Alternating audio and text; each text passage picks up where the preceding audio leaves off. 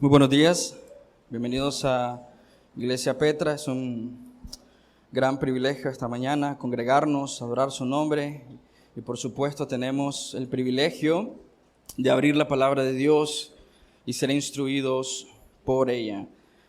Entonces continuamos estudiando el libro, la carta a los Romanos, y hoy tenemos el gran privilegio de iniciar un nuevo capítulo 10, y ese es un regalo del Señor, poder iniciar esta mañana estudiando este hermoso y precioso capítulo. Y vamos a estar en los primeros 4 versículos del capítulo 10, son sumamente poderosos. Y mi oración por ustedes es que nos ayude a convertir estos textos en algo sumamente práctico en nuestra vida diaria. El título de esta prédica es Más oración, más proclamación. Pero tal vez si pensamos y meditamos un poco en esta afirmación, más oración, más proclamación, ¿será realmente la verdad acerca de nuestras vidas? ¿Será realmente cierto que más oración será igual a más proclamación? Y puede que tú luches o dudes con esta afirmación porque quizás tus oraciones no te han llevado a más proclamación. Pero mi fin y mi propósito esta mañana es enseñarnos a nosotros a orar con el fin de poder proclamar más el mensaje de nuestro Señor Jesucristo. Veremos entonces hoy la necesidad de orar con el fin de proclamar a Cristo y este crucificado. Antes de orar, permíteme preguntarte, ¿cómo está tu vida de oración? Piensa en eso por un momento. ¿Cómo está tu vida de oración? Si presentáramos en las pantallas tus oraciones, o si fuese posible escuchar por medio de las bocinas tus oraciones, ¿cómo te sentirías con eso? ¿Traería vergüenza a ti porque nuestras oraciones suelen ser frías, muy egoístas, ensimismadas? ¿Traería un tipo de preocupación porque todos de nosotros escucharíamos lo que realmente está en tu corazón? Porque si está en tu oración, está en tu corazón. ¿Serían oraciones frías, superficiales, sin falta de pasión por el Señor? ¿Cómo serían tus oraciones? Quizás escucharíamos mucho orgullo, ¿no? De decirle al Señor, yo he hecho esto y aquello. O quizás podríamos a Dios diciéndole, Señor, haz esto, haz aquello, yo lo merezco. Quizás hoy tu vida podría reflejar esto, ¿no? Esa lucha que tenemos con orar fielmente al Señor. Y quizás hoy necesitamos escuchar esto para que nuestra oración se transforme en proclamación. Quizás hoy no es así. Quizás luchamos con orar y por supuesto lucharemos con proclamar, pero el propósito de esta mañana es ser animados por la palabra de Dios y llevarnos al punto de orar para proclamar. Hay un escritor que se llama Gary Miller. Decía lo siguiente: la iglesia evangélica está lenta, pero decididamente renunciando a la oración. Él afirma que la iglesia evangélica en general está caminando en esa dirección de renunciar por completo a la oración. El mismo autor hacía la pregunta, ¿por qué la iglesia está empeñada en abandonar la oración? Y él sugería una respuesta y decía, para la mayoría de los evangélicos la vida es fácil, quizás demasiado, y quizás se levantan ahí nosotros pensando, pero mi vida no ha sido fácil, yo he luchado aquí, he luchado allá. Si lo piensas bien, si lo meditas, nuestra vida, para la mayoría de nosotros carecemos de esa desesperación, opresión y persecución que la mayoría de los cristianos han experimentado. Albert Mohler decía o daba otra razón por qué la iglesia está más rápida para abandonar la oración y decía, estamos increíblemente distraídos o demasiado ocupados, ¿sí? John Piper decía que las redes sociales solo reflejan que no es que no tenemos tiempo para orar o por las cosas piadosas, sino simplemente tenemos nuestras prioridades en algo más. Permíteme sugerirte una tercera razón por la que la iglesia está abandonando la oración, y es que nos falta pasión por Dios, conocerlo y experimentarlo, ¿sí? Y aunque estos textos que vamos a leer no necesariamente nos van a hablar tanto de la oración, estoy convencido que nos ayudarán a orar mejor. Así que confío que la sabiduría de Dios nos ha puesto estos textos delante para examinar nuestros corazones a la luz de estos textos, arrepentirnos si Dios nos llama a arrepentimiento y actuar conforme a su palabra. ¿Oramos? Padre, te damos gracias por el privilegio que nos das de venir a tu palabra. Yo le agradezco, Señor, el enorme regalo que nos da, Señor, esta mañana de poder venir a tu palabra. Y, Señor, confesamos, Dios, nuestra necesidad de ti. Confesamos, Señor, que somos lentos, Señor, para obedecerte, Señor, que solemos ir o correr tras nuestros anhelos y pasiones y deseos que no han sido depurados por tu palabra, y necesitamos eso esta mañana. Que tu palabra, Señor, renueve nuestro entendimiento, nos haga verte a ti, Señor, perseguir las cosas que tú persigues, Señor, y amarte a ti con todo nuestro corazón, con toda nuestra fuerza y nuestro ser, Señor. Puede que hoy, Señor, muchos de los que están aquí, Señor, están demasiado cómodos con su cristianismo, Señor. Yo oro para que tú le muestres, Señor, su comodidad. Señor, puede que muchos hoy están sumamente distraídos por las cosas que anhelan hacer, quieren hacer, incluso las preocupaciones que están en su mente y su corazón. Señor, estamos demasiado ocupados en tantas cosas, pero no en lo importante. Así que yo oro, Señor, para que tú redirecciones nuestra mente y nuestro corazón para ir en pos de ti. Pero también, Señor, enséñanos que la falta de oración en nuestra vida, o nuestras oraciones, Señor, tan superficiales, sin pasión por ti, es porque no te conocemos como tú quieres que te conozcamos. Y también, Señor, porque no hemos experimentado en nuestro diario vivir el gran poder de Dios en nuestras vidas. Así que, Dios, yo oro, Señor, reconociendo y sabiendo que ninguna de mis palabras por sí mismas pueden transformar y cambiar el corazón de nadie. Necesitan el poder de tu Espíritu, Señor, para traer a aquellos que mueren a la vida. Y yo oro, Señor, por eso, porque solo tú puedes hacerlo. Y gracias, Dios, por el privilegio que nos das de congregarnos esta mañana para escuchar tu palabra y aplicarla para la gloria de tu nombre. Amén y amén. Vamos a Romanos 10 y estaremos, como ya lo mencioné, versículo 1 al 4. Leo la palabra de Dios honrando al Padre, al Hijo y al Espíritu Santo, y su palabra dice así: Hermanos, el deseo de mi corazón y mi oración a Dios por ellos es para su salvación. No olvides el contexto, ¿no? Es muy importante que los 3 capítulos 9, 10 y 11 están hablando con respecto a la salvación de Israel. Y hablará sobre los gentiles, pero él está diciendo que el deseo de Pablo, el deseo que pesa en el corazón de Pablo, es que Dios conceda, o que Dios escuche esta oración para que les conceda salvación. ¿Sí? Versículo 2, porque yo testifico a su favor de que tienen celo de Dios, pero no conforme a un pleno conocimiento. 3, pues desconociendo la justicia de Dios y procurando establecer la suya propia, no se sometieron a la justicia de Dios, porque Cristo es el fin de la ley, para justicia a todo el que cree. Amén y amén. Son 4 versículos sumamente poderosos, tienen mucho que enseñarnos, hay mucho que aplicar de estos textos, pero antes de poder continuar me gustaría preguntarte, ¿qué fue lo primero que capturó tu atención al leer estos textos? Y quizás las respuestas a esta pregunta pueden ser sumamente variadas, así como la cantidad de personas aquí presentes. Pero déjame sugerirte algo, no podemos dejar de notar la carga emocional que llevan estas palabras, iniciando con las palabras hermanos.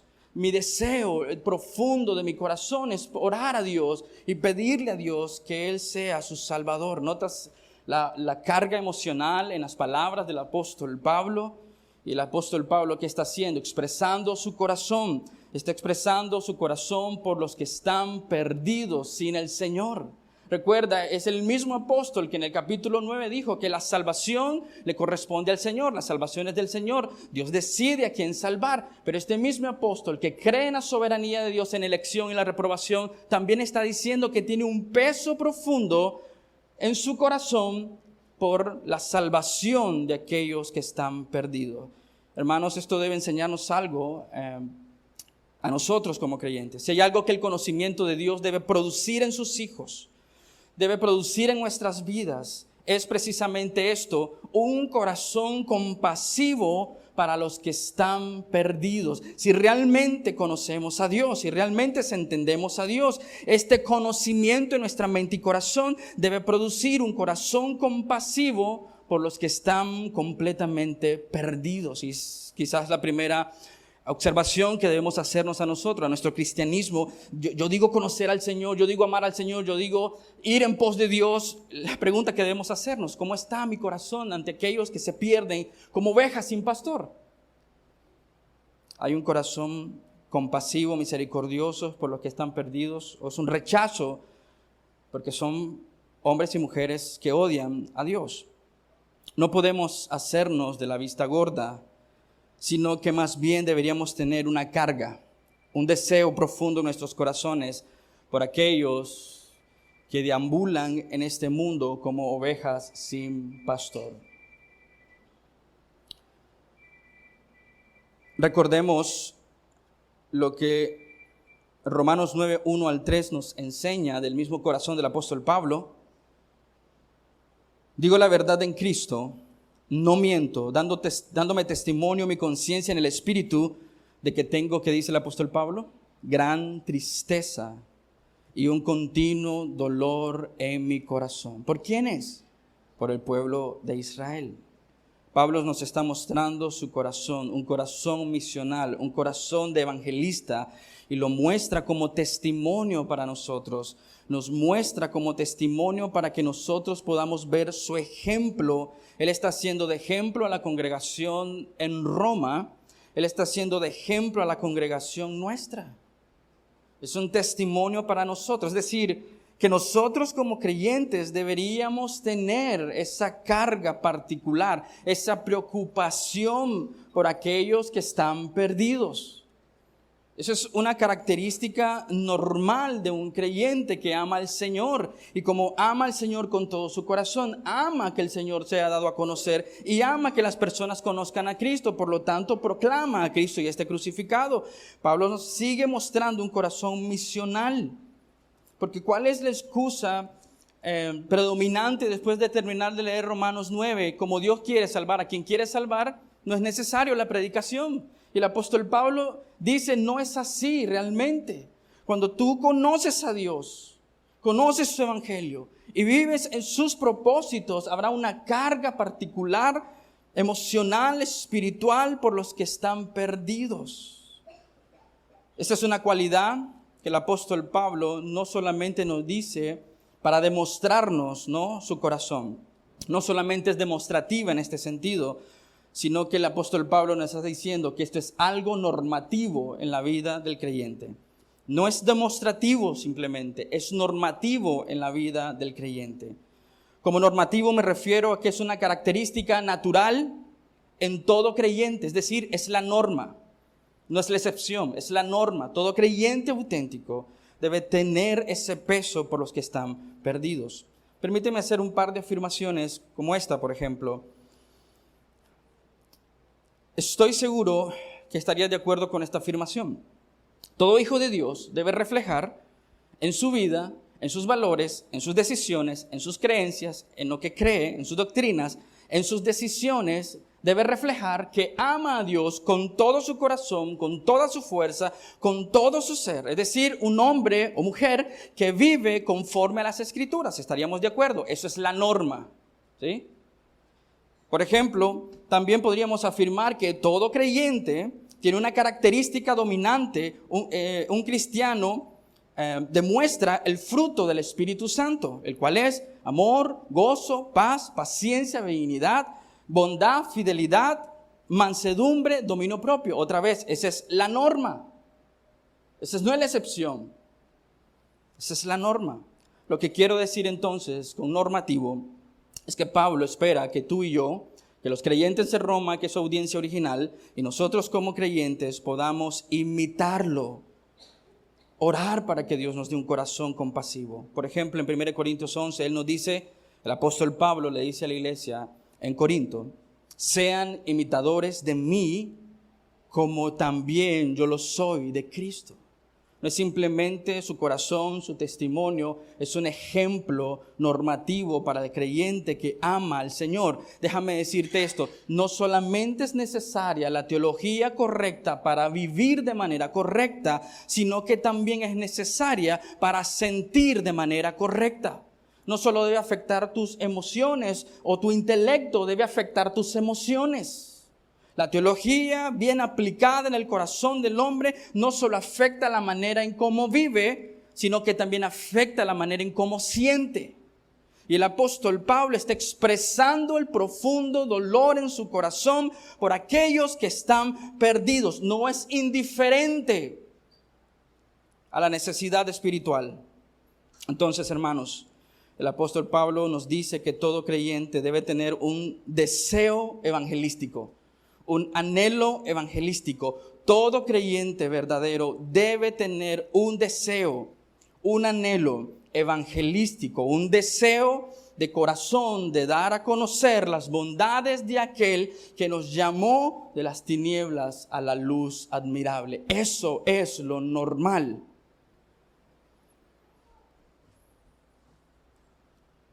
Eso es lo que Dios espera de nosotros.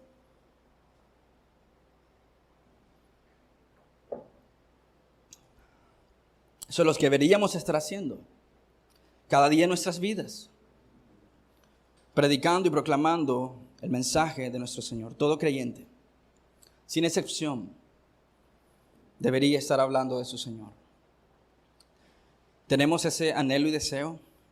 Cuando nacemos de nuevo, Dios pone un corazón que expresa ese anhelo, no solamente por conocerlo más, no solamente por honrarlo más, sino que también ese corazón es un corazón que anhela que otros conozcan al Señor y que otros honren al Señor. Entonces, ¿cuál es el deseo y el deseo del corazón del apóstol Pablo? ¿Cuál es ese deseo? Dice que el deseo del corazón, un corazón misional, evangelístico del apóstol Pablo, es que todo creyente debe tener, cada hombre y mujer, debe anhelar que otros conozcan al Señor. Que todo hombre y mujer conozca al Señor, sea liberado de la esclavitud del pecado, pasen de tinieblas a luz y sean llamados hijos de Dios.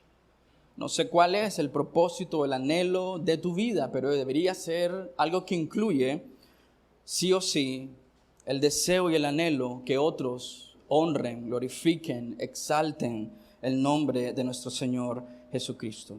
Permíteme hacer esta pregunta entonces, necesaria, importante para nuestra vida espiritual. ¿Hacia dónde está apuntando los deseos de tu corazón?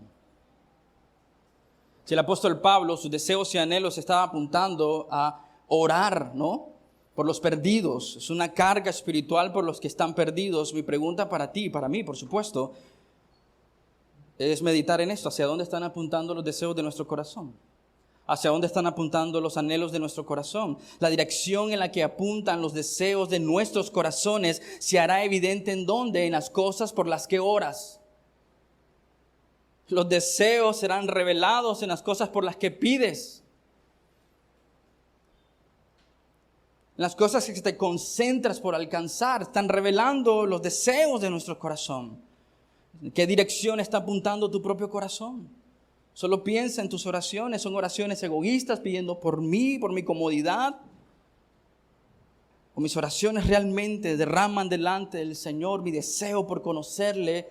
Y a medida que le voy conociendo, un deseo profundo que otros puedan conocerle. La dirección en la que apuntan los deseos de tu corazón se hará evidente en las cosas que persigues. Generalmente se hará evidente por las cosas por las que oras. Pablo tiene un gran conocimiento de Dios. Podemos decir y afirmar que Pablo es un gran maestro, es un gran pastor, es un gran teólogo. Pero su mente no está divorciada de su corazón y de sus emociones. Y su mente, su corazón y emociones no está divorciada del carácter de Dios. Nuestras emociones, nuestros deseos, nuestros anhelos, nuestro carácter, todo lo que somos, no puede estar divorciado de quién es Dios, de lo que anhela y lo que Él persigue. Esa es una gran enseñanza para nosotros, porque solemos hacer una dicotomía con nuestra vida cristiana y con la piedad y con la vida secular, cuando lo que tenemos que hacer es vivir para el Señor donde quiera que nos encontremos con las cosas que hacemos. Necesitamos, hermanos, un corazón lleno de Dios, con afecto para Dios, que influencie nuestros afectos por los creyentes, amándonos unos a otros, perdonándonos unos a otros, sirviéndonos unos a otros. Pero el afecto en nuestros corazones, el afecto por Dios, también tiene que moldear los afectos por los que están sin Cristo. Y eso es podríamos pasar un buen rato en esta frase. ¿Cómo están tus afectos hacia los hermanos en la fe? ¿Amas realmente tu congregación, tu grupo pequeño, tu iglesia? Necesitamos un corazón lleno de Dios, con afectos para Dios, que nutren, que dirijan nuestros afectos por otros creyentes, pero también nuestros afectos por los que están sin Cristo. Eso no es complacencia en el pecado. Eso es compasión como la que Cristo mostró al ver a su ciudad como ovejas sin pastor. ¿Qué pasa con nuestros anhelos y deseos? ¿Qué es tan mal con nosotros hoy que nuestros deseos no son por la salvación de los perdidos? ¿Qué cambiamos, pastor? Podríamos empezar a debatir, evaluar qué hemos hecho mal y podríamos incluso elaborar un plan, ¿no? Un plan maestro, cambiando nuestras rutinas, diciéndonos, concentrémonos, pastor, en eventos para alcanzar a los perdidos. Concentrémonos en hacerlos venir y que escuchen. Concentrémonos en eventos para alcanzarlos. Concentrémonos en lo que está de moda, en lo que es popular, en lo que es accesible. Pastor, hagamos más atractiva la iglesia. Hagámoslos más sensible al que está buscando. Cambiemos el predicador, cambiemos el mensaje. Podríamos decir un montón de cosas, pero estaríamos en el mismo error. Porque necesitamos ver hacia dónde, hacia nosotros mismos, nuestros corazones. Perseguiríamos el mismo error si intentamos cambiar el plan o hacer un plan. Y no estoy diciendo que hacer planes está mal, pero si empezamos a cambiar lo externo sin meditar en nuestros corazones, ¿por qué tú y yo no tenemos compasión por los perdidos? Porque el cambio debe iniciar desde adentro hacia afuera en cada uno de nosotros. Si tú has nacido de nuevo, eso te incluye a ti. Este no es solo el trabajo del pastor y los ancianos, diáconos, líderes de esta iglesia. Si tú eres miembro de esta iglesia, tú deberías tener una pasión por los perdidos, predicar el evangelio y predicar a Jesucristo. Y si tú dices ser cristiano y aún no eres miembro de esta iglesia, eso no te excluye a ti. Tú deberías tener esa pasión por los que están perdidos. ¿Qué hizo el apóstol Pablo? Pablo llevó su deseo de su corazón a oración. No es suficiente, hermanos, con desearle el bien a un no creyente. No es suficiente con invitarlo. Todos deberíamos entender y tener claro que la predicación del evangelio es necesidad y urgente. Y esa necesidad urgente nos debe llevar a hacer algo, lo que el apóstol Pablo hizo. ¿Qué hizo? Orar. Regresemos a Romanos 10, versículo 1. Hermanos, el deseo de mi corazón y mi oración no solamente se quedó en el deseo de su corazón, lo trajo al Señor en oración. No solamente quedó pensando en la necesidad de ese pueblo, en la necesidad de su pueblo, en la necesidad del perdido, lo trajo a Dios en oración. Nosotros podríamos quizás tener la carga por aquellos que están en el entorno de nosotros, necesitando del Señor, y podemos ver la necesidad. Si salimos a la calle, miraremos la necesidad, pero no solamente es necesario ver la necesidad, necesitamos sentir el peso en nuestros corazones y actuar y venir al Señor y pedirle que Dios salve, porque solo Dios puede salvar. Lo mejor que puedes hacer por alguien sin Cristo es orar por su salvación y predicar de Cristo. Es lo mejor que puedes hacer por alguien. A veces no entiendo el cristianismo, porque el cristianismo ve la necesidad física, ¿no? o monetaria en las calles. y miran la necesidad y alimentan al necesitado, y no estoy diciendo que eso está mal. Pero ¿por qué somos tan lentos para ver la necesidad espiritual de esta nación?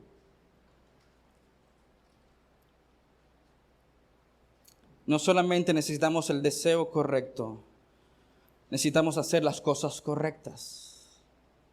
Orar y predicar. Cuando lo entendemos, cuando lo asimilamos, cuando lo absorbemos, se vuelve parte de nuestra vida práctica. Más oración, más proclamación. Cada vez miraremos la oportunidad, la necesidad, pero también la oportunidad de predicar a Cristo y este crucificado. Lo mejor que puedes hacer hoy por alguien sin Cristo es orar por su salvación y predicar a Cristo y este crucificado. La palabra oración que usa el apóstol Pablo aquí conlleva la idea de insistir, de suplicar, de pedir, de buscar. Es alguien que toca a la puerta insistentemente. Y debemos hacernos esta pregunta. Meditemos en esto. ¿Nuestras oraciones reflejan el sentido de esta palabra? ¿Son insistentes? ¿Suplicamos a Dios por los perdidos? ¿Pedimos a Dios por los que están sin Él? ¿Los buscamos? ¿Tocamos insistentemente la puerta para que puedan escuchar el Evangelio? Hermano, si somos honestos, no lo estamos haciendo. No lo estamos haciendo. Déjame preguntarte algo. Si eres padre de familia, y no asumas esto, pero ¿quién es el incrédulo más cercano a ti? ¿Quién es el incrédulo más cercano a ti? Todos piensen en esto. ¿Quién es el incrédulo más cercano a mí? Pero si eres esposa, si eres esposo, si eres padre, si eres mamá, quizás los incrédulos más cercanos a ti son tus hijos. ¿Y estás orando así por tus hijos? Clamando al Señor para que Dios los salve. Mira, hemos hecho el trabajo mal como padres, porque los traemos a la iglesia y quizás ellos están viendo nuestra disciplina, ¿no? De traerlos a la iglesia los domingos, de que puedan ir a Petra Kids y que se les enseñe la palabra de Dios. Pero tú estás orando fielmente, fervientemente por la salvación de tus hijos, no asumiéndola por el hecho que está llegando a la iglesia, escuchando lecciones día a día. Lo que estamos haciendo quizás es enseñarles a ser moralistas, de seguir reglas y principios y esconderse tras eso. Pero hemos sido negligentes porque no estamos predicando el Evangelio insistentemente. Ora por tus hijos. Realmente tienes el deseo de que quizás tu esposo, es tu caso, no es creyente. ¿Estás orando por él insistentemente? Quizás tu esposa no es creyente. ¿Estás orando por ella insistentemente? ¿Realmente tienes el deseo? ¿Realmente amas a las personas? Si las amas, oras como el apóstol Pablo oró para que fuesen salvas por el poder de Dios. ¿Quién es entonces el incrédulo más cercano a ti? ¿Y por qué no estás orando apasionadamente para que Dios salve? ¿Por qué no estamos orando fielmente? Estamos demasiado ocupados en nuestras cosas. Estamos demasiado distraídos en nuestras cosas. Estamos demasiado cómodos en nuestro cristianismo. No conocemos a Dios. No hay pasión por Dios. Deberíamos ser insistentes en nuestras oraciones e insistentes en nuestra proclamación. Oración y proclamación. Regresemos a Romanos 10. El apóstol Pablo no solo tenía el deseo correcto, hizo lo correcto. Venir a Dios. Porque eso es lo correcto, hermanos. Porque venir a Dios es lo necesario para nosotros como iglesia. Porque solo Dios puede salvar. Porque solo Dios puede cambiar el corazón de los hombres. Porque solo Dios tiene el poder para hacerlo. Deberíamos ir a Dios ante todo. Y le deberíamos de pedir a Dios en oración que aumente, profundice nuestro deseo por Él. Y ese deseo profundo por Él traerá un deseo para que otros puedan conocerle a Él. Cuando conozcamos al Señor como realmente es, miraremos en nuestras oraciones el deseo para que otros puedan conocerle. y los que no son salvos puedan ser salvos por el poder de Dios. Oraremos y pediremos a Dios que sea Él que los salve. Pablo vino al Señor en oración por los perdidos. Tú y yo deberíamos tener ese mismo corazón. Deberíamos tener esa misma actitud, ese mismo deseo, ese mismo peso. Examinemos Mateo 9, 36, 38, y viendo las multitudes, ¿qué tuvo Jesús de las multitudes? Compasión de ellas. Se estremeció en lo profundo de su ser, porque dice que estaban angustiadas, abatidas, despellejadas, como ovejas que no tienen pastor. Entonces dijo a sus discípulos, la cosecha es mucha, pero ¿qué dice? Los obreros son pocos. ¿Qué dice el Señor Jesucristo? ¿Qué deberíamos hacer? Vayan al Señor en oración y pídanle al Señor que envíe a sus obreros. ¿Por qué no estamos orando más? ¿Por qué tenemos que empujarlos a venir al tiempo de oración de la iglesia? No hemos entendido, ¿no?, nuestra misión.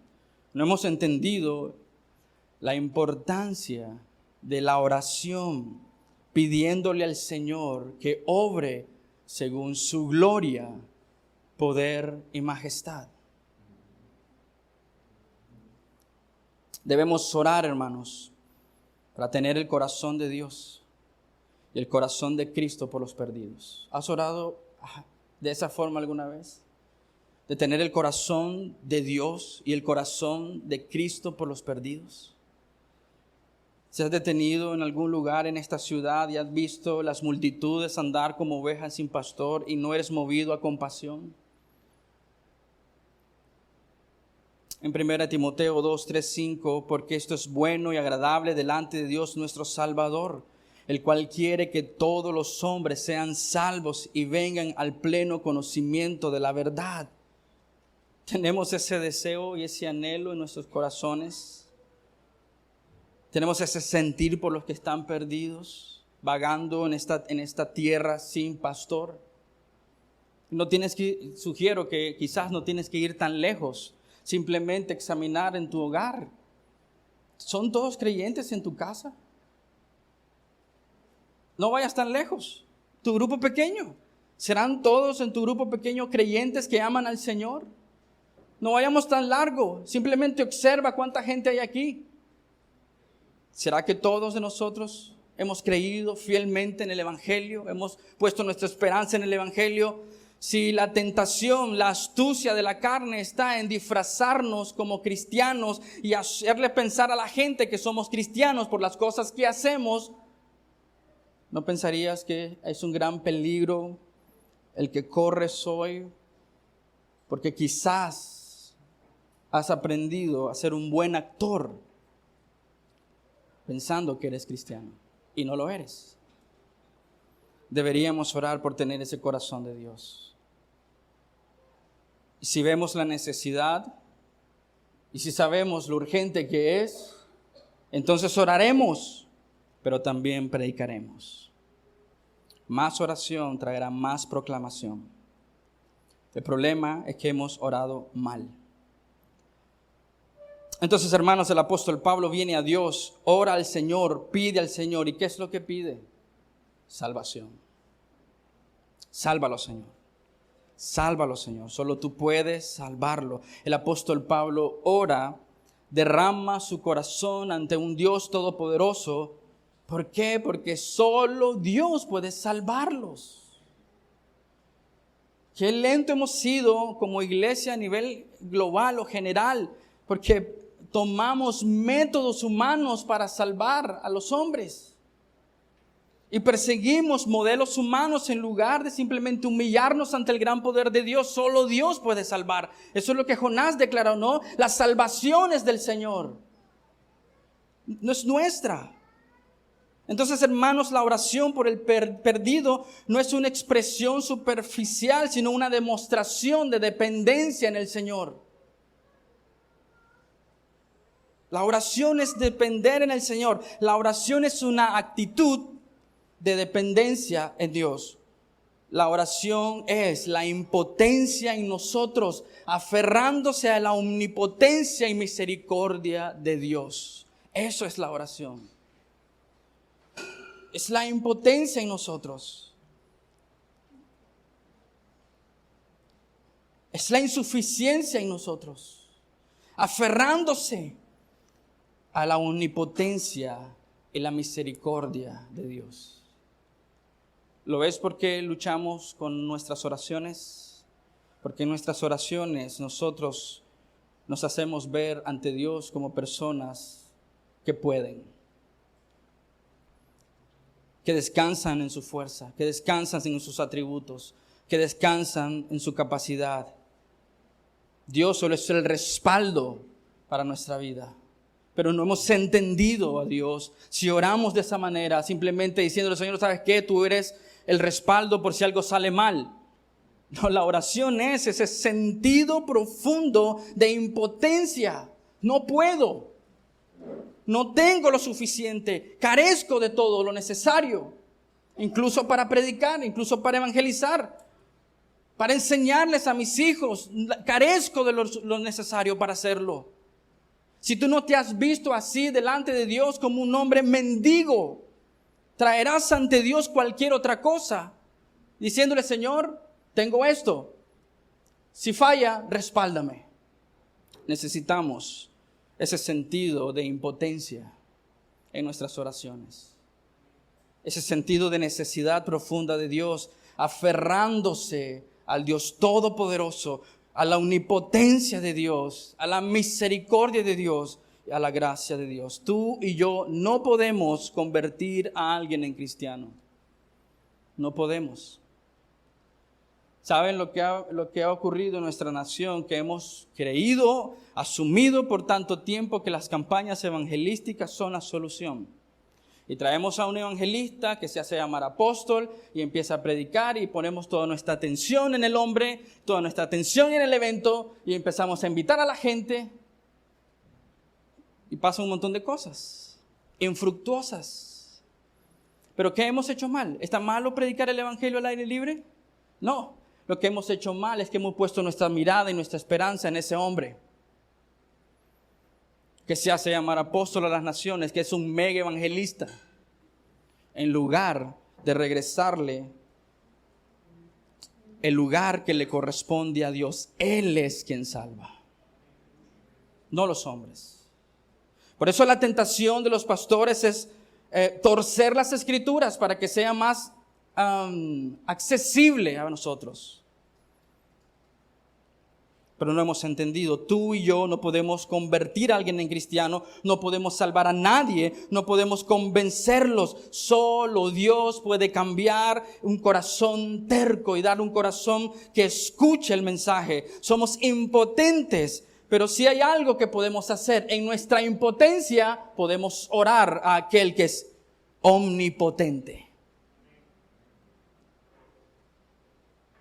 Hemos visto a lo largo de Romanos 9 que el apóstol Pablo nos enseñó que Dios es soberano en la salvación, que Dios decide quién ha de ser salvo, que endurece a quien quiere endurecer y que muestra misericordia de quien quiere mostrar misericordia. Hemos visto que somos barros en las manos del alfarero, pero en ningún momento eso significa que tú y yo deberíamos ser negligentes, pasivos con nuestro llamado misional. Hermanos, tú y yo, si hemos nacido de nuevo, si somos hijos de Dios, hemos sido llamados a estar orando insistentemente para que Dios haga lo que solo Él puede hacer, salvar al perdido. Ese es nuestro llamado. Orar insistentemente, fervientemente, para que Dios haga lo que solo Él puede hacer. Lo que tú y yo no podemos, Dios lo puede hacer. ¿Por qué molestarnos si Dios es quien salva en orar? Es simple, Dios quiere que su pueblo ore. Dios quiere que su pueblo ore. 1 Tesalonicenses 5, 16 y 18, estén siempre gozosos, oren sin cesar, en todo tiempo, constantemente, dando gracias a Dios en todo. ¿Por qué debemos orar? Porque Dios quiere que su pueblo ore. ¿Por qué debemos orar? Dios quiere que su pueblo descubra sus propósitos por medio de la oración. Verás, nuestra oración no cambia los designios, los propósitos de Dios. Nuestra oración no puede manipular a Dios, mucho menos hará que Dios tenga nuevos propósitos que nosotros pensemos que Él no tiene. Nuestra oración no es para manipular. Nuestra oración no es para que Dios tenga otros propósitos que quizás, digamos, no tenía. Dios ha decretado lo que hará desde antes de la fundación del mundo, pero también ha decretado los medios para alcanzar sus propósitos. Dios es quien salva, amén. Dios decretó que la salvación es por fe y por gracia en Cristo Jesús y decretó que el medio que Él utilizaría para la propagación de su nombre es la predicación del Evangelio, pero también decretó que usáramos la oración. La oración es el medio por el cual descubrimos los propósitos de Dios. Deberíamos ser más hombres y mujeres de oración. La oración no es algo en vano, es el ejercicio de los medios de gracia que Dios nos ha dado, que ha designado para que tú y yo descubramos su voluntad. Entendamos su voluntad, nos soltemos a su voluntad, disfrutemos de su voluntad. El trabajo de nuestra iglesia es orar y predicar, reconociendo que todos nuestros esfuerzos misioneros, evangelísticos, deben llevarse a cabo bajo el profundo sentido de insuficiencia.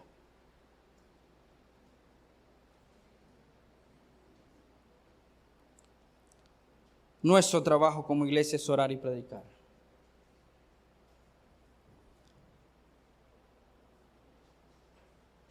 Todo nuestro esfuerzo misionero, evangelístico debe llevarse bajo ese profundo sentido de necesidad, de impotencia, de insuficiencia, pero en completa y total dependencia en el poder de Dios. Eso es lo que necesitamos. Eso es lo que Dios quiere de nosotros, hombres insuficientes en sí mismos, pero llenos del poder de Dios.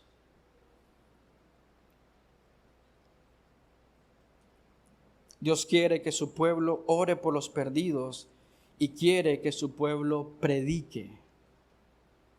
Eso no es una labor solo por algunos. Todos deberíamos estar predicando el Evangelio. Dios pudo enviar a sus ángeles a predicar. Son sus mensajeros, ¿no? Los ha usado para enviar mensajes. Puedes ver el inicio de los evangelios. Ellos anunciaron buenas nuevas, ¿no? Que traerán gozo y paz al mundo entero. En un mundo de oscuridad, Él pudo haber usado sus ángeles para enviar su mensaje, pero no lo hizo. Envió a su iglesia, a nosotros, nos envió. Esto tiene una implicación práctica, ¿no? En nuestras vidas, y es que nuestra predicación debe ir acompañada de una vida piadosa. Nuestra predicación debe ir acompañada de un testimonio que es moldeado por el mensaje que proclamamos. Nuestra predicación debe ser consistente con el mensaje que predicamos. 1 Timoteo 4:16, el apóstol Pablo le dice a Timoteo: ten cuidado de ti mismo y de la enseñanza, persevera en estas cosas, porque haciéndolo asegurarás la salvación tanto para ti como para los que te escuchan. Tu testimonio no salva a nadie, pero puede ser un gran tropiezo para muchos. Tu testimonio no salva a nadie. No sé si has tenido la oportunidad de escuchar muchos testimonios, y algunos llaman testimonios poderosos a aquellas cosas que quizás otros no hacían. Por ejemplo, aquel que cayó en depresión o en drogas y de repente Dios lo transforma. Eso es poder de Dios, por supuesto, y amén. Pero de repente tenemos a alguien que es moral y dice: mi testimonio no es tan significativo como aquel que estaba tirado en las cunetas y ahora anda predicando en las calles. Pero estamos menospreciando el poder de Dios, porque los dos hombres estaban muertos en sus delitos y pecados. Entonces no vengas a decirme: es que no tengo un testimonio poderoso. Es que tu testimonio no salva. Lo que necesitas hacer es aferrarte al poder del Evangelio, predicar el Evangelio, descansar en el Evangelio, que Dios haga la obra, usándonos a nosotros como instrumento para su gloria y honra. Predica a Cristo y este crucificado. Lo que te estoy intentando decir es que no necesitas torcer el mensaje para que sea más atractivo para el oyente. Lo que necesitas es ser fiel y predicar a Cristo y este crucificado, porque todos los hombres están muertos en sus delitos y pecados. Y la necesidad que tienen, no importa si es pobre, rico, si es ruso, americano, si es francés, es Cristo y punto. No hay otra cosa que el hombre natural necesite más que Cristo como Señor y Salvador. Te hago otra pregunta para meditar. ¿Tú sabes quiénes son los elegidos de Dios? ¿Ni yo? ¿Deberíamos saberlo? No, no es la preocupación del apóstol Pablo. ¿Cuál es la preocupación del apóstol Pablo? De la Escritura, ve y predica. Sea o no sea oportuno, predica. Nuestro trabajo es orar y predicar y dejar que Dios haga lo que Él quiere hacer. Déjalo a Dios ser Dios. Predica el Evangelio. Pablo nos ha dicho que Él ora al Padre por la salvación de los perdidos, y hasta aquí esto es sumamente claro, ¿no? Amén. Es sumamente claro, pero también nos va a ayudar a orar. Versículo 2 de Romanos 10, porque yo testifico a su favor que tienen celo de Dios, pero no conforme a un pleno conocimiento. Él está diciendo que la condición de Israel, que el rechazo de Israel, es porque ellos tienen un conocimiento de Dios, pero no es un conocimiento conforme a las Escrituras. No es pleno, no es suficiente, es parcial. Quizás es un conocimiento acertado de Dios, pero no es el conocimiento pleno de Dios. Esto debe ayudarnos a entender que como hombres o mujeres podríamos tener conocimiento sobre Dios y aún así estar equivocados sobre nuestra relación con Dios. Conocimiento correcto, relación equivocada. El celo aquí significa tener entusiasmo, emoción ferviente. El mismo apóstol Pablo dijo que él era celoso de la ley. Y en su celo perseguía a la iglesia, ¿no? El celo significa tener entusiasmo, emoción. Es decir, hay conocimiento fragmentado, pero no hay una relación con Dios. Tú y yo necesitamos conocer a Dios verdaderamente para que alimente nuestras emociones. Los afectos y emociones correctos serán el resultado de conocimiento verdadero. No pongas las emociones enfrente de tus decisiones. Pon el carácter de Dios enfrente de tus decisiones y que las emociones las sigan. No me vengas a decir, es que me siento así, yo siento así. No, pon el carácter de Dios primero y que nuestras emociones sigan el carácter de Dios. No pones los caballos atrás de la carreta. Pon el carácter de Dios. Y eso es una gran necesidad para nosotros como iglesia. Conocer a Dios verdaderamente. Conocimiento verdadero. Los judíos tenían celo. Los judíos eran celosos de Dios. Creían en sus Biblias como muchos de ustedes creen. Leían sus Biblias como muchos de ustedes las leen.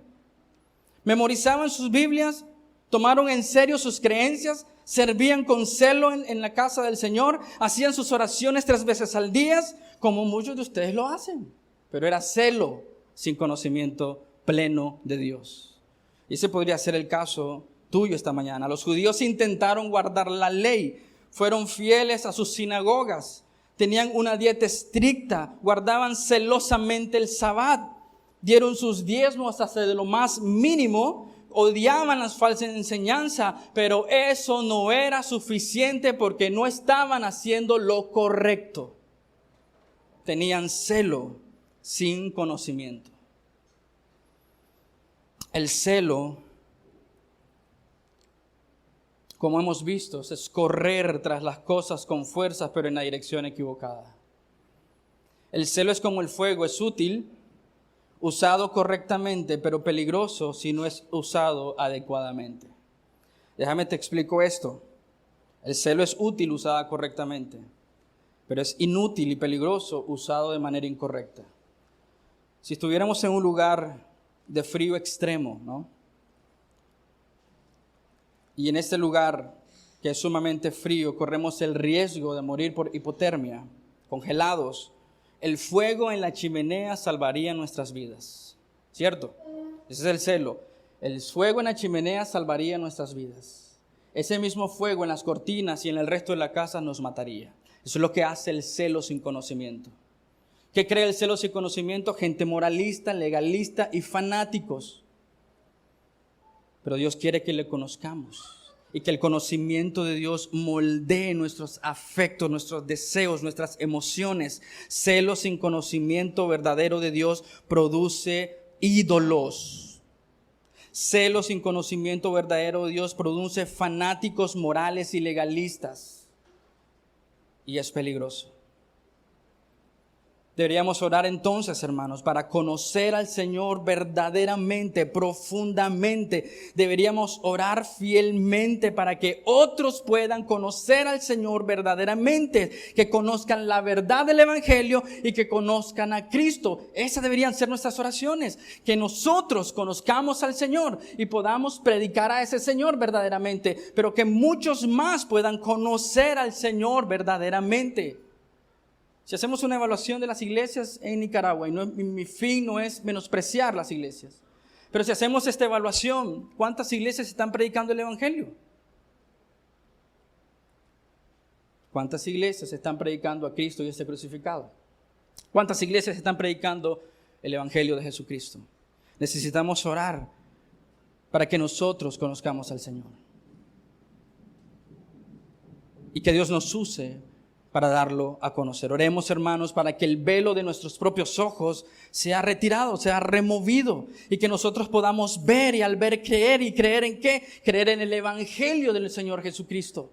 Tú tienes una necesidad también de conocer a Dios profundamente, de venir a su palabra y que nuestros ojos espirituales sean abiertos. Tenemos esa gran necesidad, porque podríamos caer en el celo sin conocimiento y decir, solo en Petra está la salvación, y no es verdad. Lo que necesitamos es orar para que Dios nos enseñe su poder, nos enseñe su palabra y podamos proclamar la palabra de Dios, y orar para que otros puedan ir y nosotros podamos ir y predicar y proclamar el Evangelio de Jesucristo. Hermanos, oremos, porque nosotros deberíamos conocer más del Señor y orar para darlo a conocer. Oremos para que Dios quite el velo de los incrédulos. No mires hacia afuera, mira hacia adentro. ¿Cuántos incrédulos hay aquí? Que piensan que han nacido de nuevo, que son salvos.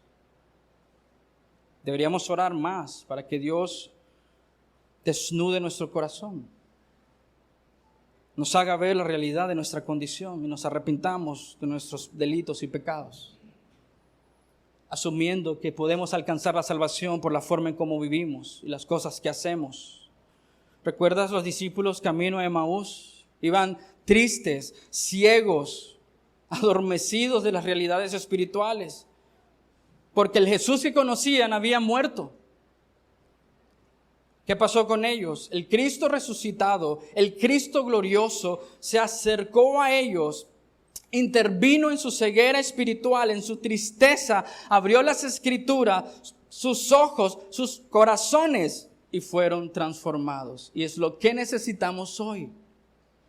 Siervos de Dios que abran la palabra. Necesitamos conocer a Dios realmente por medio de su palabra, por medio de siervos fieles, por medio de la predicación, por medio de Cristo, el Verbo hecho carne, la palabra de Dios. Ese es el conocimiento que necesitamos, predicar a Cristo y este crucificado.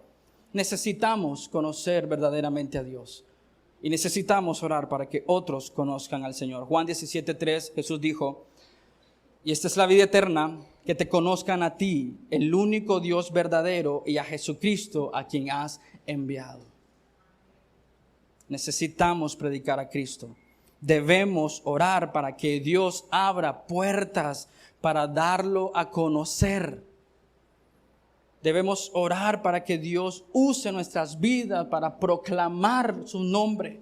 Colosenses 4:3 dice, oren al mismo tiempo también por nosotros, para que Dios nos abra una puerta para la palabra a fin de dar a conocer el misterio de Cristo, por el cual también he sido encarcelado. Deberíamos orar más para que Dios abra puertas a nosotros para dar a conocer a Cristo.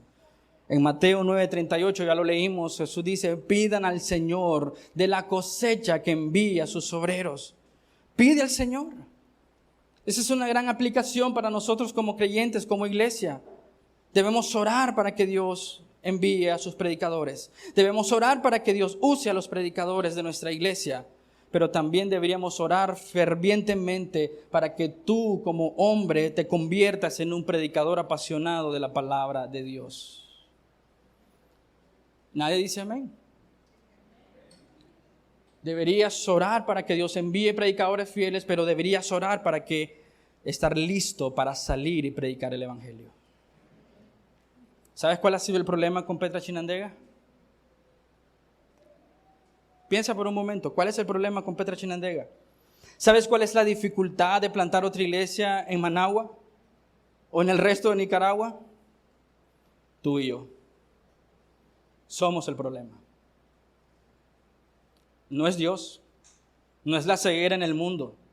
Somos tú y yo que no creemos en el Señor. Somos tú y yo que no confiamos en el Señor. No estamos orando ni siquiera que Dios envíe obreros, mucho menos oraremos para que Dios nos envíe a nosotros. No estás sintiendo el peso, no estás sintiendo la carga, que la responsabilidad sea para alguien más, que la responsabilidad sea para los pastores, que la responsabilidad sea para el líder del grupo pequeño, que la responsabilidad sea para los ancianos. La responsabilidad siempre es para alguien más. Pero tú eres cristiano y tú amas al Señor con todo tu corazón, tu fuerza y tu ser. ¿Por qué no estás involucrado? ¿Por qué no estás pidiendo al Señor que mande sus obreros? ¿Y por qué tu oración no incluye, Señor, úseme a mí? Instrúyeme a mí, equípeme a mí para ser enviado? ¿Sabes el problema? Somos tú y yo, pero hay otro problema adicional. No conocemos a Dios. Porque cuando miremos a Dios, como Isaías 6 dice, y vi al Señor sentado en su trono excelso y sublime, y sus ángeles decían, santo, santo, santo. Dijo, miserable de mí, en este pueblo lleno de maldad. Fue transformado cuando sus ojos fueron abiertos a esa realidad. La pregunta que hace Isaías 6, ¿a quién enviaremos? ¿Cuál es la respuesta de Isaías? Envíame a mí. Heme aquí, envíame a mí. ¿Sabes la razón por la que no estamos diciendo eso, Señor? Envíame a mí. He aquí, Señor, aquí estoy listo, disponible, dispuesto, envíame a mí. Porque no conocemos a Dios. No creemos en su poder. Y vivimos para nuestra propia gloria y honra. Romanos 10:3. Pues desconociendo la justicia de Dios y procurando establecer la suya propia, no se sometieron a la justicia de Dios. Está hablando de Israel, de su condición. Despreciaron a Dios. Nuestra oración, hermanos, debe ser para que Dios quiebre el orgullo de los hombres incrédulos, pero también que sus siervos permanezcan fieles en proclamar el evangelio. ¿Sabes lo que enseña este texto? La dureza, ¿no? La terquedad. La obstinación de una nación que despreció. Cuando el apóstol Pablo usa la palabra ignoraron, no significa que desconocían. La palabra evoca que despreciaron el camino que Dios daba. No eran ignorantes. Debemos orar por eso. Aquí hay una aplicación e implicación poderosa para nosotros como iglesia. Tú deberías orar por los ministros que se paran en este púlpito. Tú deberías orar por cada pastor de en la iglesia Petra, por cada anciano, por cada hombre, por cada maestro de la Biblia. Porque ¿cuál es el riesgo y la dificultad? Porque te enfrentarás a hombres que desprecian la justicia de Dios. Y te enfrentarás a hombres que establecen su propia justicia. Y te enfrentarás a hombres que no se quieren someter a la justicia de Dios. ¿Cuál es la tentación? Torcer el mensaje para caerle bien a todo el mundo. Por lo tanto, una implicación para nosotros como iglesia, eso no va a cambiar por nosotros. Va a cambiar según el poder de Dios y las maneras en las que Dios se quiera glorificar. Pero la tentación estará ahí, de torcer el mensaje, de torcer la palabra, para que encaje a todo oído. Porque los hombres vendrán desconociendo, despreciando la justicia de Dios. Los hombres vendrán estableciendo su propia justicia. Y los hombres no querrán o no quieren someterse a la justicia de Dios. ¿Qué necesitamos? Orar para que Dios quiebre el orgullo de los hombres, pero también que sus siervos permanezcan fieles en proclamar el evangelio. Esa debe ser nuestra oración como iglesia. Tú y yo no podemos cambiar al hombre que está enceguecido en su orgullo y obstinación. Pero la tentación vendrá de querer cambiar las escrituras para poder agradar a todo hombre y toda mujer. Debemos orar por eso. Que los hombres que se paran en este púlpito sean fieles y no diluyan las escrituras. Pero tú deberías orar también por ti. Porque tú puedes estar viviendo de una manera en que has diluido el evangelio, torcido las escrituras. Debemos orar por los pastores de nuestras iglesias, no solo en Nicaragua, fuera de ella. Orar para que no caigan, no cedan, no traicionen la verdad por la cual fueron llamados a servir. Pablo también dice que debería ser nuestra oración, una oración por nosotros mismos, reconociendo que vamos a enfrentarnos al mundo espiritual. Están ciegos. Nota lo que él dice, ¿no? Desconocieron la justicia de Dios. No porque no estuviera accesible, eso es rechazo de la justicia de Dios. Número 2, establecieron su justicia propia. Es decir, Dios siendo soberanamente justo, bueno, santo, no, Señor, no queremos eso. No queremos eso para nosotros. Nosotros tenemos una mejor opinión, un mejor camino, una mejor salvación. ¿Por qué existen tantas religiones en el mundo? El hombre ha establecido su propia justicia. No es porque hay varias soluciones al problema del hombre. No es porque hay muchas maneras de encontrar a Dios. No, es porque el hombre se ha empecinado de establecer su propia justicia. Esa es la razón de que existen tantas religiones. Hemos despreciado el camino de Dios. Incluso si has visto las noticias, se está promoviendo de que la inteligencia artificial reescriba las escrituras y quite todo aquello que es controversial en las escrituras. ¿Para qué? Para unificar la religión y todo hombre y toda mujer en este mundo sigamos una sola cosa. ¿Qué significa eso? Simplemente están estableciendo su propia justicia.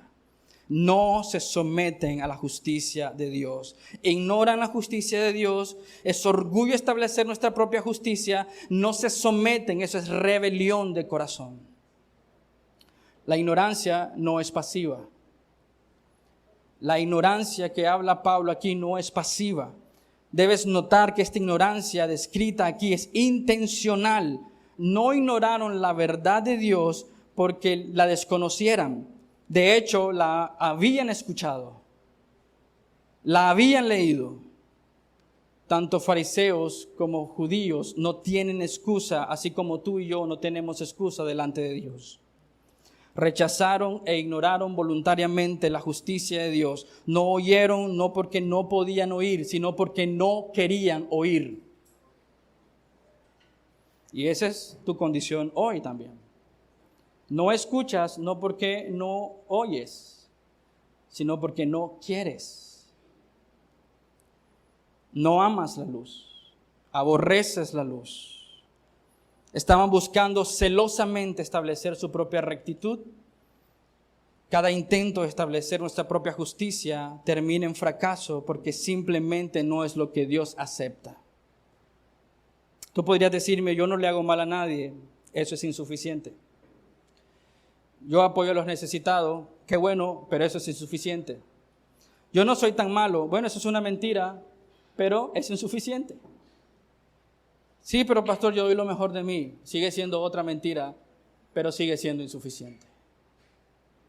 Isaías 64:6 nos dice, todos nosotros somos como el inmundo y como trapo de inmundicia todas nuestras obras de justicia. El orgullo en nosotros nos hace intentar establecer nuestra propia justicia en nuestras propias fuerzas, con nuestros propios medios, y eso solo muestra lo bajo que estamos de alcanzar el estándar perfecto de Dios. estamos por debajo de su gloria. Solo Dios puede vencer el orgullo arrogante del hombre. La tentación con la que lucharemos será rebajar el evangelio al orgullo de los hombres. Noten lo que estoy diciendo. La tentación será rebajar el evangelio al orgullo de los hombres para poder alcanzarlo. Pero lo único que tenemos que hacer es orar fervientemente y predicar fielmente el evangelio. Romanos 10:4. Porque el fin de la ley es Cristo para justicia de todo aquel que cree. Ahí la solución de la terquedad del hombre. Predica a Cristo y este crucificado. No podrán alcanzar la salvación si no es por medio de la justicia de Cristo, que se requiere creer. Arrepiéntete y vuélvete al Señor. Cree en el Señor Jesucristo y serás salvo. Cristo es el fin de la ley. Todo debe llevarnos al evangelio, a Cristo mismo. ¿De qué nos sirve tener una iglesia llena de gente, pero donde no está Cristo? De nada. ¿De qué nos sirve alcanzar tanta gente, pero no alcanzarlos por medio de la predicación de Cristo? No sirve de nada. Cristo es el fin, Cristo es el propósito, Cristo es la meta. Que no se te olvide, estamos aquí para predicar a Cristo y este crucificado. Así que, hermanos, nuestra oración debe ser que Cristo sea fielmente proclamado en nuestras familias y en nuestra iglesia. Queremos un cambio en esta nación, que se predique a Cristo y este crucificado.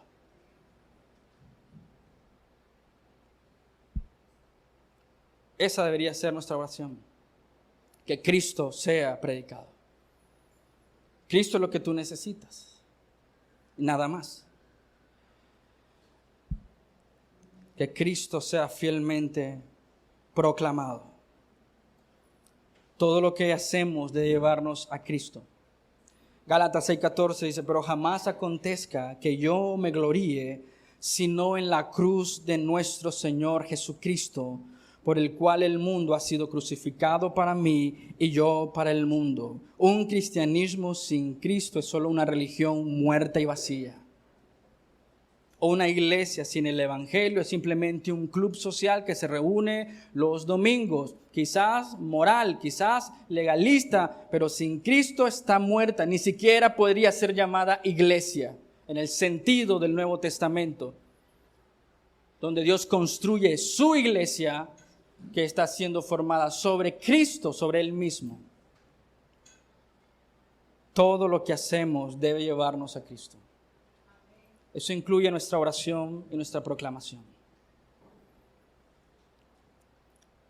Hay un texto que no voy a explicar, pero quiero que leamos Romanos 10, 14, 15. Y lo conocen, ¿no? Este texto es muy popular. ¿Cómo pues invocarán a aquel en quien no han creído? Sí lo conocen, ¿verdad? ¿Y cómo creerán en aquel de quien no han oído? ¿Y cómo oirán sin saber quién les predique? ¿Y cómo predicarán si no son enviados? Tal como está escrito, cuán hermosos son los pies de los que anuncian el evangelio del bien, de la paz. ¿Cómo respondemos a estas preguntas? Cuando veamos este texto lo veremos, pero déjame dejar este pensamiento en ti. Romanos 10:1. Ora y pídele al Señor por la salvación de los perdidos, pero también pídele al Señor para salir y predicar su evangelio. Ora, sal y predica. Oremos entonces, hermanos, para ser una iglesia que tiene un corazón por los perdidos y que fielmente proclama a Cristo y nada más. Esa es una oración de todos de nosotros, orando unos por otros para permanecer fieles al evangelio. Primera de Corintios 2, 2 al 5, este texto es poderoso, ¿no? Revela la insuficiencia del hombre, pero revela también el poder de Dios. Por eso, cuando fui a ustedes, hermanos, proclamándoles el testimonio de Dios, no fui con superioridad de palabras o de sabiduría, porque nada me propuse saber entre ustedes excepto a Jesucristo y este crucificado. Estuve entre ustedes con debilidad, con temor y con mucho temblor. Y mi mensaje y mi predicación no fueron con palabras persuasivas de sabiduría, sino que, sino demostración del Espíritu y de poder, para que la fe de ustedes no descanse en la sabiduría de los hombres, sino en el poder de Dios. Saldremos a predicar el Evangelio cuando nosotros conozcamos a ese Dios todopoderoso, el Dios de la salvación. ¿Oramos? Amado Señor, te damos gracias por el tiempo que podemos compartir esta mañana y examinar estos 4 textos, Señor. Gracias, Señor, porque debe ser, Señor, tanto como para mí como pastor y predicador, una humillación, Señor. Tu palabra ha sido expuesta y nos ha expuesto a nosotros, Señor, los débiles, Señor, que somos, los frágiles que somos, lo acomodados que estamos en nuestro cristianismo, lo distraídos que nos encontramos en nuestro caminar por fe.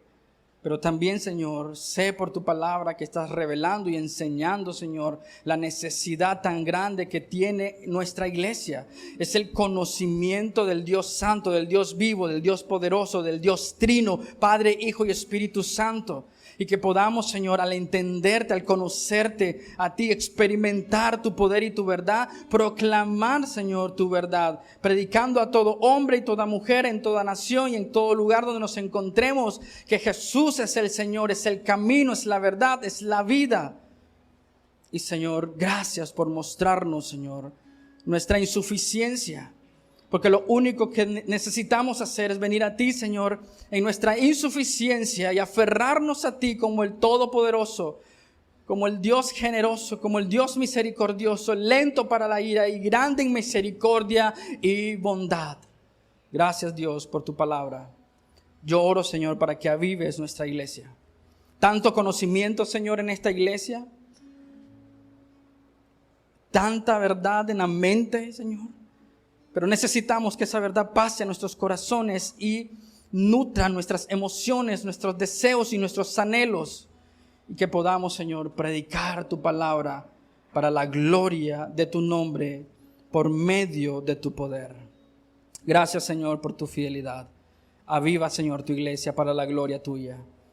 Y levanta, Señor, hombres, Señor, como tu palabra dice, pidan al Señor, el dueño de la mies, que envíe a sus obreros. Señor, te rogamos, envía a tus obreros para cumplir tus propósitos para la gloria tuya. Oramos por esto, Señor. Amén y amén.